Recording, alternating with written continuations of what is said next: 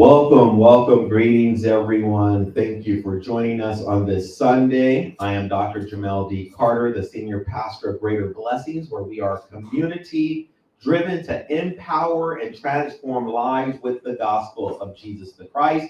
Thank you for joining us for our School of Ministry this morning. I hope you have come with your hearts open and the tools needed for lasting growth. With that said, I hope you have brought your Bible. It could be leather bound, hardcover, paperback, digital on your phone or tablet. The translation doesn't matter. I just want you to get in the habit of reading the Bible for yourself. I hope you have brought a pen or pencil, a notebook, a highlighter, and a mind ready to receive. If you reside within the Southern California area, I would like to extend a personal invitation for you and your family to join us in person for worship on this or any Sunday. Our church is located in the city of San Bernardino. Our address is 1823 Commercenter West, San Bernardino, California. We're off of Hospitality in between Waterman and E Street. If you missed any of our previous services, please go back and watch. You can watch our refreshing Sunday morning prayer with Deaconess Brenda Fletcher, our enlightening School of Ministry with Deaconess Ronda Sims, our inspiring Sunday morning worship, our electrifying Sunday afternoon worship, our dynamic GB Kids Bible study with our youth pastor, Minister Marlon Brown, and our acclaimed Wednesday night pastoral Bible study. In addition, if you are a Christian leader, executive, business owner, or someone who resides or aspires to be in the C-suite, I highly recommend you watch and subscribe to the Canis Consulting Group's content, which is designed for Christian leaders and executives. Canis is spelled Kayannus, and you can find content on both YouTube and LinkedIn. Before we get started, we do acknowledge our board of directors. These are the individuals who are tasked with setting the strategic course and direction for this ministry. Our leadership team, these are the individuals that have accepted the call and are serving in various positions. If you're looking to serve, please contact our church offices. We also recognize those of you who are watching via Zoom, Facebook, YouTube, and GBEFI.com. Thank you for your continued support of this ministry through your prayers, your financial contributions, and the countless hours spent volunteering. You have played a role in the growth of this ministry. Our ministry will continue to expand our reach and impact many additional people because of a strong team of supporters like you. If you have been touched or impacted by this ministry, please consider donating, sowing, or investing in our ministry. There are 3 ways in which you can give. You can give in person during any of our worship services. You can give digitally through Cash App, Venmo, Givelify, or Zelle.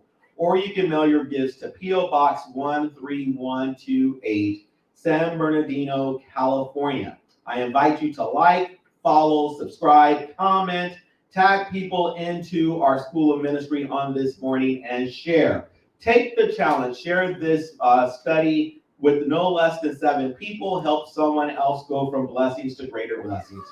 With that said, let us open up in prayer, and then we will be in the hands of our instructor, Deaconess Ronda Sims. Dear gracious Father, we're thankful for this opportunity to once again study your word.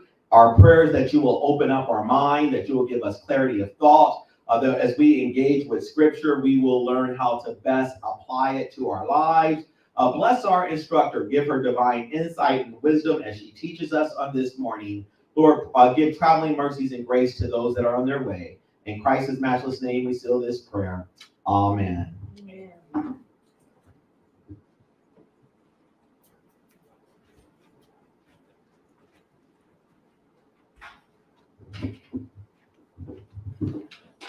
Good morning. Good morning.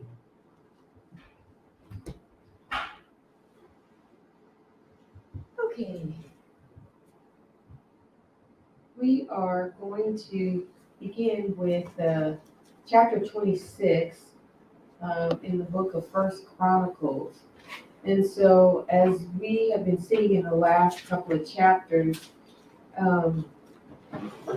David has on his heart to build the temple for God. And he he isn't going to be around to do that, and it was told to him that God wasn't going to allow him to do that because he was a man of war, and that responsibility was going to be laid upon his son Solomon. But David is now putting everything into preparation, as far as the temple and the Levites and the priests. And so he's putting his vision out there, getting everything in order so that when he is no longer here, then Solomon will take the reins and move forward with that. And so I was just kind of thinking about this. David is really only the second king of Israel. Saul was the first king. They never had a king before. And they, we know the story. They wanted to be like everyone else. They wanted to have a king. And so Saul was the king of the flesh, because he was chosen by the people because of his stature and the way that he looked. But he did not have a heart for God. And during Saul's reign, there were a lot of battles. They were coming into the land or defending the land that God had given them. And so there weren't a lot of spiritual aspects towards Saul. But David was chosen because of Saul's disobedience, and he didn't honor God. So God chose David. And so I said all that to say this, that David's heart is for God. He's doing this because of his relationship with God, and he is basically honoring God for all that he has done for Israel and Judah and his people. And, God, they saw him as being in that ark, so he wanted to have a place for him. So all of these things he is doing is because of his reverence for God. It's not to make a name for himself per se, but to make sure that God had a place. And in that, and as we read and how he's setting up, the musicians and the priests and the gatekeepers and the armor bearers and all of this stuff, he is doing it in a way that God had instituted when the people had left Egypt and they were wandering in the wilderness, and God had given them direction on, what their clothes are supposed to look like, the priestly garments, and how they were supposed to worship and the sacrifices and all of this. So David is in his instituting, putting these people in place. He's doing it in line with God's original law. So he's trying to stick with the letter of that. So as we move into verse 26, now he is instituting the gatekeepers or the temple guards. He's assigning those duties. So in verse 1, it says, for the divisions of the gatekeepers, there were of the Korahites, Meshlemiah, the son of Kor, and the sons of Ashva. Meshlemiah had sons, Zechariah, the firstborn, Jediel, the second, Jebediah, the third, Jathniel, the fourth, Elam, the fifth, Johanan, the sixth, and Elohonai, the seventh. And Obed-Edom had sons, Shemaiah the firstborn, Jehozabad the second, Joah the third, Sakar the fourth, Nathaniel the fifth, Amiel the sixth, Issachar the seventh, and Paluth the eighth. And God had indeed blessed him. And Obed-Edom was the man when they tried to move the ark, and the people, they didn't do it correctly, and they touched it and died. And so they ended up placing the ark there for for a period until they actually moved it into Israel or into Jerusalem. And the Bible tells us that while the ark was there, Obed-Edom and his family were blessed. Yeah, so he was part of the priestly line. And so verse 6, also to his son Shemaiah, sons were born who ruled over the house of their father, for they were mighty men of valor. The sons of Shemaiah were Othni, Raphael, Obed, Elzabad, whose brothers Elihu and Samachiah were valiant men. All of these were the sons of Obed-Edom. They had their sons and their relatives were able men in strength for the service, and 62 from Obed-Edom. And Meshelemiah had sons and relatives, 18 valiant men.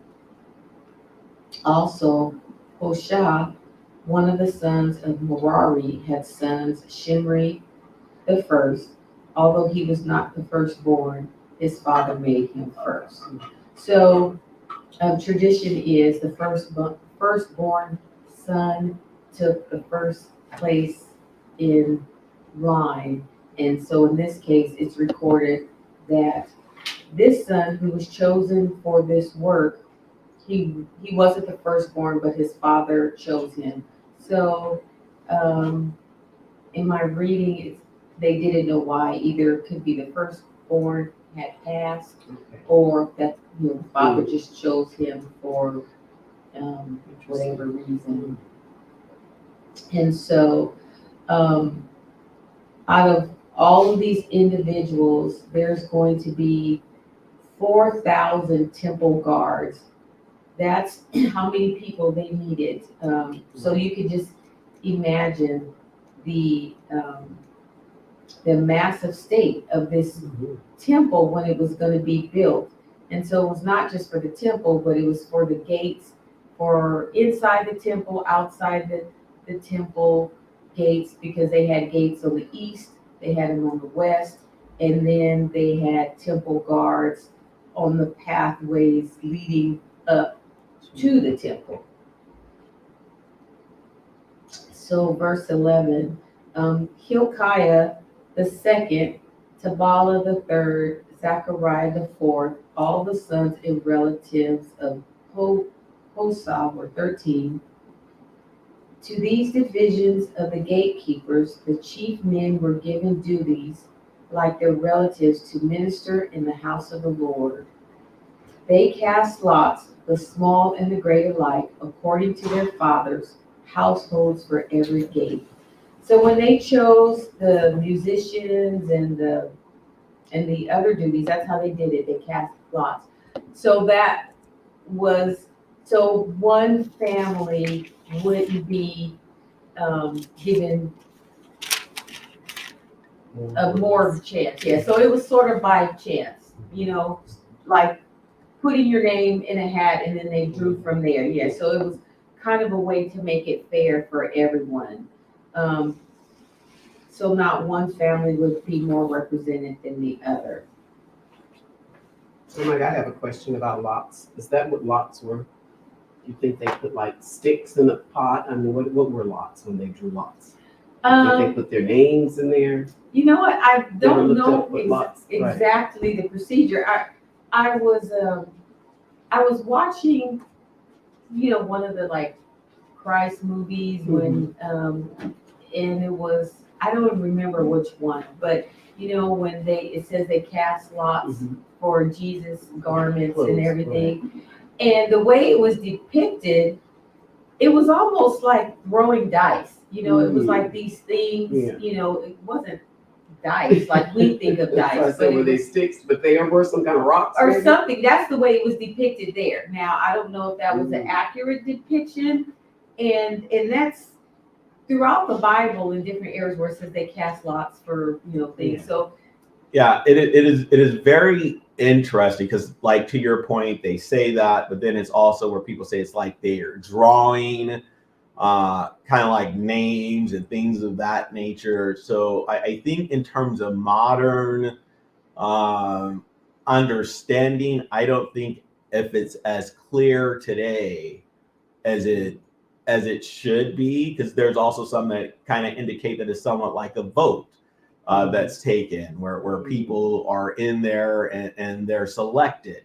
So it is referenced in many ways, as Deaconess Sims has indicated, but the actual practice as to how it was conducted, I can't say that has truly been hammered on how that was done. Yeah, but it was a way of,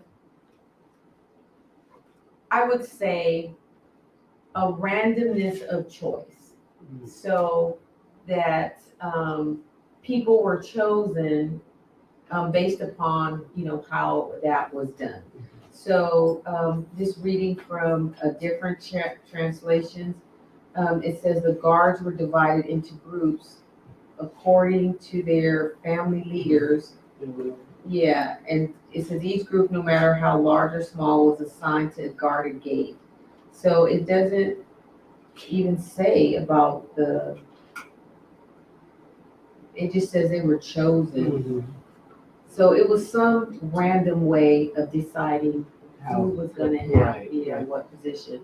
Yeah. But I had also, I don't know, it had been taught that casting lots could also be like a form of gambling. Have you had heard that before? There were people that kind of said that, kind of like where you're talking about how they were going for crisis things with the casting of lots. And that has been where some people say, well, that's justification, quote unquote, for one not to gamble. But I see it more as kind of like that random selecting or choosing or picking of an individual. That's really how it was done. Yes, this is available. Let's say this gown or garb, and the way I can really suggest it is like when people go to like a conference or a dinner and they're saying we have an opportunity drawing. They're drawing someone's number, and everyone has a chance of possibly winning. But with this, everyone had an opportunity to possibly serve in this role, but based on those whose names were picked, those were the ones who got the selection to serve in the role, which I think if you look at it from that perspective, it's interesting, though, that these people were committed to serve in a role that they were randomly selected for. Today, I'm not quite sure if people were selected for a position or something to do, if they will serve with all of their might, like these individuals did. It's as though now in modern day, people try to avoid extra duties or work to engage in. Yeah, so I don't know in my mind if I would call it gambling. Because, when you think about casting lots, it had to be something that they did. Like Jesus even knew about casting lots. Because all of a sudden when he's gone, now they're going to cast lots. So it had to be like it was already known. And I can't imagine Jesus teaching them how to gamble. Yeah. He already went to the den and then put the people out of there for money exchange or whatever. So I would think it is more like a vote. Yeah. Yeah, like a vote. Because even reading how it says it fell on one of them, and then he chose and it fell. It had to be something that was set. I just wondered if anybody ever read up on what was casting lots. That's why I was asking. I don't think it was a bad thing. I think it was their way of, this is like you said, truly being fair. Yeah. So, and I don't recall, and maybe you have, Pastor, anywhere that I have read that, it was always in the form of selection. I never read where God said, you're not to do that, or, that it was a negative thing. It was just like you said, it was just a way of selecting these individuals. And, all of these people were from the line of Aaron and Moses and their descendants. And so they were all part of the same tribe, the sons of the Levite tribe. And so they were, considered valiant men. And as the pastor said, they were selected for this service. But it wasn't just, okay, we're going to pick you to do this job. It was an honor to be able to be, one of the guards. It was an honor to serve in the house of the Lord. And then, as we kind of go on and read and what happened, with the forthcoming kings and the different priests and the people who prostituted the word and, led the people into idol worship, they had kind of walked away from what their original positions were, and they took on the nature of the people around them. But to serve is an honor, and it still should be today. Yes. When you are asked to fulfill a role in church, it's not for you to receive, praise. Your service is for the service of God, for the furtherance of His kingdom, for His ministry, and we should look at that not like, I now have to do this job or whatever. So I find it interesting, kind of looking at this process being random, but then you compare it to how things are done today, and it's really not so random. A lot of times you have these backroom deals that are struck where then someone will get this title or this position because they are supporting you in an outcome where it's really does not appear that people are truly allowing God to lead or guide with the directing of who's going to serve in these processes. And even in the natural realm, I think when you look at, the selection of people for positions, if you're on hiring committees and some of the things that happen there, where good candidates seem to be avoided for a variety of reasons. So it appears here selection was an attempt to draw bias out of our selections, but today it's definitely a lot of bias that goes into selection. Unfortunately, as you were speaking, the church has adopted that way, and that's, we've taken on the characteristics of the world. Because, you do see that in a worldly sense, in business and politics and, different aspects. People are given positions nowadays because, we have these politically correct things. People are given position not based upon their skill set or what they can bring to the position. It's more so that they can check off a box. They're a certain nationality, or they're a certain gender, or they have a certain belief system. And so it has nothing to do with the job. It's that you fit a particular role that happens to be popular at this time, but you can see the downside of that, the destruction of that, those banks that went under or were having difficulties in the last week, they were highlighting the one, here in California, and they were talking about, their advertisement and the policy. It had nothing to do with the bank or the services that they provided, but it was more about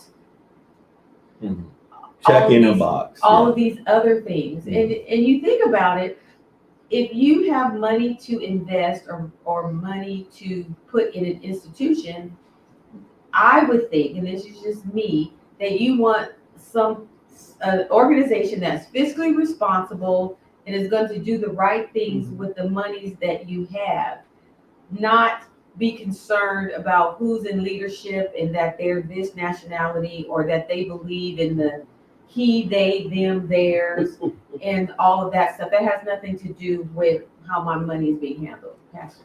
So it's interesting you're describing this, and we're talking about this earlier. Me and Deaconess Brenda was having a conversation, and I think where you're right, where people will get someone because they're checking off a box, that may sound good, but I think what's most important is the person competent?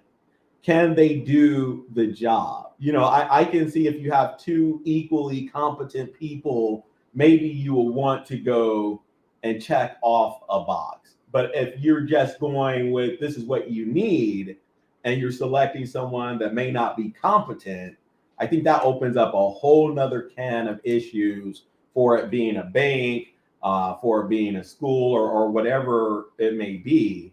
I think at some point you need competent people, which that goes into what you were saying. The people selected Saul. He was the king of the flesh, but because they were going with their eyes and his appearance, he done a lot of things that adversely impacted the nation of Israel. And I think that happens a lot when we're not seeking God as to who should be in some of these roles and positions.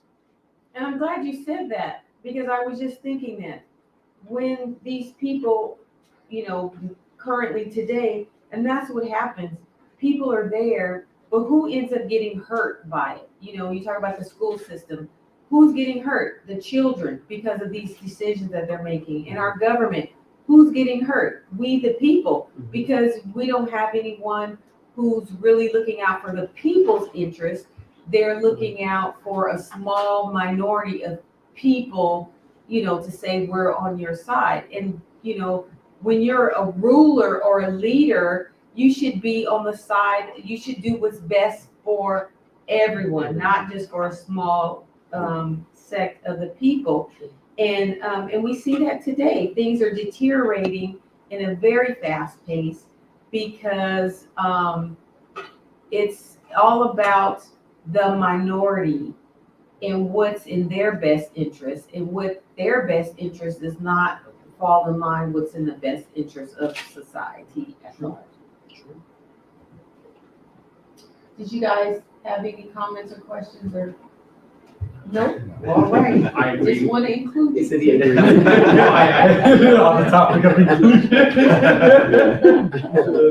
Yeah, because where the Bible talks about taking counsel from the ungodly. I think about the presidents. And it's sad because, like you said, they're voting in presidents today according to, so you have the world vote, but if more of the world is evil, then who's going to win? The evil are going to win, but then we have to take counsel, not so much, because the Bible doesn't say take counsel from the president, but it does say, why would we take counsel from the ungodly? So to think if you have an ungodly president and you're supposed to pray for them, are you supposed to follow them and take ungodly counsel too from them? That's just kind of scary to me. Yeah. Well, the Bible does say that we are supposed to pray for our leaders. Pray for them. I got that part, who have it, right. Yes. But our first allegiance is to God and what He says, how we should live, how we should think, how we should do. And it's I know there's people who are so married to a certain political agenda or party, and my thought process is, I think you're supposed to vote for the individual, right, and what they stand for, and you can't really determine that from a soundbite or from what they say, because when they go to Group A, they're going to say whatever Group A says. When they go to Group B, they're going to be pandering to them. And so I always say, you should go look on their website and see what they have there, because that's what the true measure of what they believe. But people just like, well, I'm a this and I'm always going to vote a this, but I'm like, but this person says that they're for all of these things that you say you believe, that you're saying that you believe in God and all of this, but what they say totally goes against what your faith says. But well, that's fine, but I'm gonna do this, that. But I'm like, how do you reconcile that within yourself? I don't know. I'm not here to judge anybody's decision on how they do or whatever. That's between you and God. But you would think that your first desire would be to please God in how, even as far as casting a vote. But this goes into what we were talking about last week, the need to critically ask questions and to think. I think we have people in the church that just blindly do things because this is what the pastor says, this is what the apostle says, so it must be right, to the point that they're not taking the Bible, asking questions. And so the same happens, I think, with a lot of people. They fall into tradition. I have to vote this way because this is how I've been programmed to vote. And then I think, to your point, you have to pay attention, because there are some people that will know, okay, I need to win people of faith, so I will cloak my messaging in a way that sounds biblical, but ultimately I'm a ravenous wolf that if I'm brought in, I'm going to do things that are going to go contrary to the benefit of what they seek.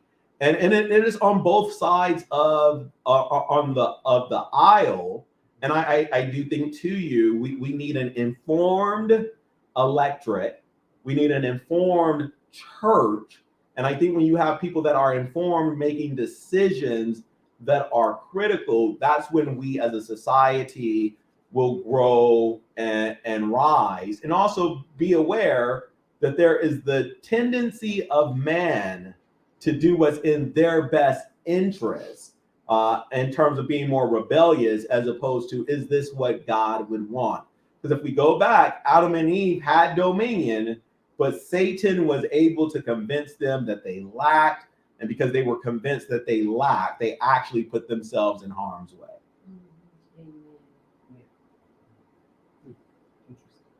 So verse 13, they cast lots, the small and the great alike, according to their fathers' households, for every gate.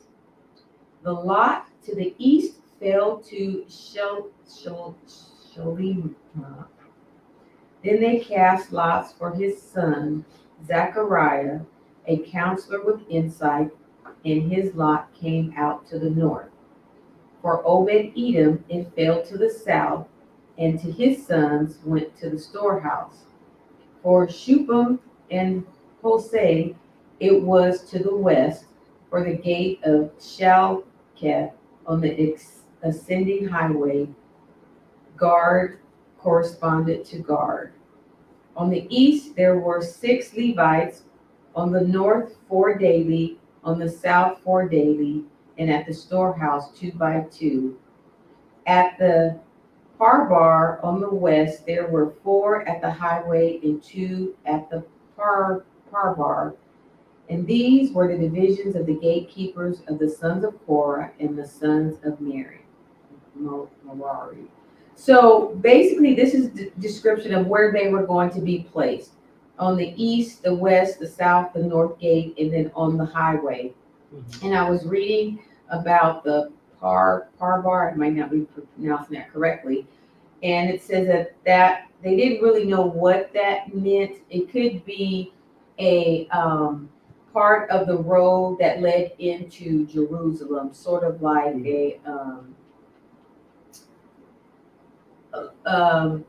like going from one town to the other, but there were guards there. Did you have your hand up?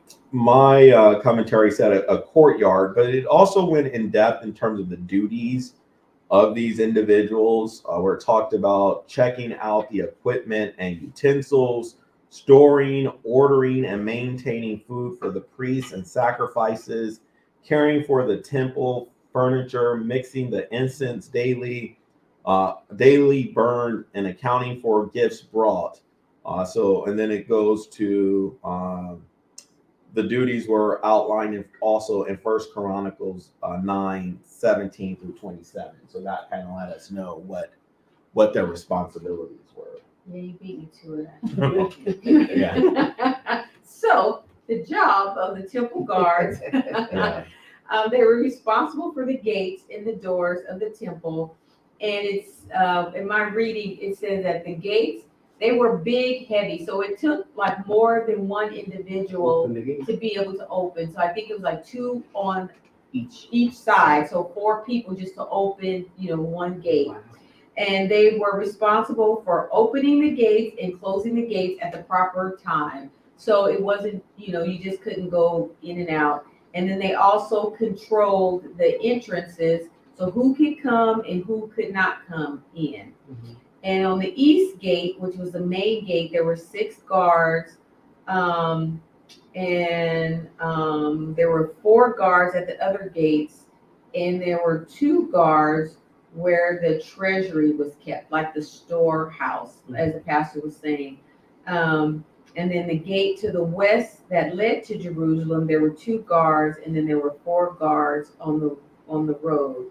So these had to be, like mighty men, valiant men, because it was sort of like security checks, I guess you could say. And then they also kept the gifts that were given, the money, the taxes that were being collected. And, during their warring times, when they went in and took over a different people group, when it says that they took the spoils. So all of that stuff from Saul's time through David's time, all of that, the gold and the treasure that they had amassed was to be, kept there. And then the items that were used as part of the worship, the objects that the priests used for service, and then as the pastor was saying, food and things. Yeah. So we see here in scripture, individuals had a role and or a position to play. We fast forward to the church today, and we see that there are a lot of people that just come, they sit, in a seat, they hear the word, they leave, but they never take on a responsibility as part of the community of the church where they fellowship. How do we as churches maximize the membership willingness to take on responsibility and position to do the work of God? That's a good question. Very good question. Because if you, come to a church, you're a member of a church, you join that church, you're given the bylaws or going over it, and so it seems as if you would want to work in the church, right? But how do you encourage people to do that? I don't know. I guess prayerfully. It's hard because, and then some people will start off real good. They'll be real gung ho about serving in a certain area, and then as time goes on, they maybe not as faithful as they were, or they, instead of coming every week, they start coming every other week, and then the days that they do come, they're late, and so, I mean, I don't know. I think of it this way. When I go to work, and I get paid to go there, right? So even though at this point in my career, I guess, I don't necessarily have to punch a clock. So if I come in 5 minutes late or a half hour late, nobody knows, nobody really cares. But I could do that. But do I? No, because I know I'm supposed to be at work at a certain time. I try to be there on time. I try to work while I'm there, because that's what I'm paid to do. But when we are working for the Lord, our reward is so much greater than a paycheck. So if church starts at 9:30, you shouldn't be coming in at 9:45. You have to go to church every Sunday. It's just one day a week. Right. So if you can't get here, you need to account. I always say, especially when I'm going someplace new, I have to leave early because I have to account at least 30 minutes for getting lost, right? Because I'm very directionally challenged, and I always lose my way. So I have to factor in that time that I may not be able to find where I'm going. But if you're coming here, then if you're late every Sunday, then you should get up 10 minutes earlier, 15 minutes earlier, whatever. Now things happen, maybe there's an accident on the freeway, or there's traffic, or something happened in your house or whatever that caused you to run late. But that should not be the case every single Sunday. You have to be here. You have responsibilities. So our service to God should be so much more important than the things that we do in our secular lives, right? True. So, and you should keep that passion and that drive for whatever position that you're placed in. So how do you, going back to your original question, I don't know, because it's an individual thing. If they don't have the passion and the desire and the drive to do it, how can you motivate them You to can't. be that person? You can't. It has to come from within. And they should care. The first word is that you should care. And if people don't care, they show that they don't care. So I don't care I'm late. I don't care that I'm not going. I don't care I didn't call. Some people just don't care. So I really think even looking at these people that were casting lots to be in certain spots, that it has to be in that person's heart, like you said, the desire to want to go to church, first of all, and to want to serve. Because the whole world didn't serve. They're showing you numbers of people. So I don't know if God calls you, like you said, or if you just care enough. And I think people look at church like they're working as unto the pastor. People don't go to church always just thinking it's about God. They think it's about the people and the pastor and the parking lot and where they're going to sit. Rather than, like you said, coming with that mindset of I'm going to the church of Jesus, of God. So this is what I need to do. And then I think about the clock. Did they have clocks back then? Did you just show up? You just showed up in 3 days of walking and you're there. Because the clock really throws a lot of people with a lot of things. People get mad when, you come, you're looking at the clock, and you walk there, oh, it's 15. It's like, is it a fight? If there was no clock on the wall, would it matter? They're here. But we put so much on time. Right. And then if you're late, you can get docked and you can lose money at work. So that's why we're not late to work. They're talking about your paycheck. Right. But like you said, at church, it's like of yourself. But you think, I'm giving to Jesus. I should want to be on time. Yeah. But you have to care. I don't know that people really care. I think people do church as a ritual. They do it as the world's telling me I need to go. I'm going to go there. And when it's over on Sunday, I can say I went to church. So I think it's all in the first part of why are you even going to church? What's your whole purpose? Yeah. Are you getting something from God from church? Or are you getting something from your pastor? Are they feeding you? Are you getting to see your friends? What is your purpose? And I think it starts at just in you. When you really care, you're just like, I'm going to do because I care. Right. I'm dedicating myself to that. But I don't think people are dedicated. But I think, and I hear where you guys are in terms of how people come, but then still there are tons of things that I think that a church needs. And if you have only a few people, like 20% of the membership doing all the labor within the church, I think you lend itself to possibly burning out those people to the point where the church cannot be efficient and productive. So I guess that other 80%, what does it take to get them to see, being a part of a community is more than just coming and sitting, in a seat and hearing. You want to be engaged. And I guess the way that I can relay it is like to my natural job, working at a college. We know that students that are more engaged in campus life are more likely to graduate from their college, as opposed to a student that just comes, go to class, and leave. So I think if we look at it, bringing that down to the church, I will assume that those who are more likely to engage in the community of the church are more likely to be able to maintain when they're hit with adversity, because they're getting strength not just from the word, but when you're able to build relationships and have a prayer partner that you go to, because you're now plugged in to the ministry. Like Ronda says, I don't know if there's an answer, because even the big churches, I came from a big church and it was the same way. The pastor and his wife and his kids, they pretty much ran that big church. Like you said, it was still 20%. It was all 10,000, 4,000, 5,000 people. It was still only a handful of people that are going to do what needs to be done. And it's a sad situation, but it happens in small churches and it happens in big churches. Yeah. And who knows why? Like she said, there's not really an answer. Mm-hmm. People choose to do what they want to do, and that's unfortunate. And what else can you do about it? Pray, and the poor family has to do all of the work. Because it happens in both sizes, I'm going to tell you that.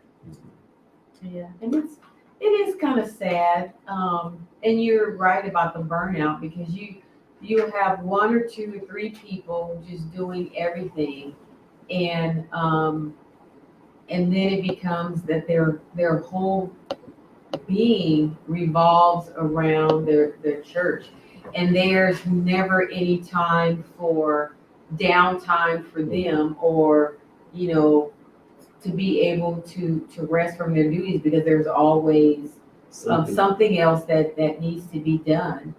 And it's not that they don't want to do it, but it's just, even God says he rested, right? So we always need a day of rest. But if you're constantly always going, and you have all this responsibility heaped on you, then, just like, I don't think I want to do this Right. anymore because it's too much. And then you have, other individuals who that's all they do is just come and listen and, and then leave and go about their life until they come back again the next Sunday. So yeah, the best thing that we can do is to pray, and to pray for faithful people, because I think it's easier if you just have one thing that you're faithful to, then you're probably more apt to stick with that one thing. Mhm. But if you have to be over here, then you got to run over here and whatever, it's not going to get done as well as you would like to do, and you're not going to do a good job with that. So on that note, we will end right there. We have about 13 minutes before our worship starts, and we will start next week in chapter 26, and we'll start with verse 20. Praise God. Thank you.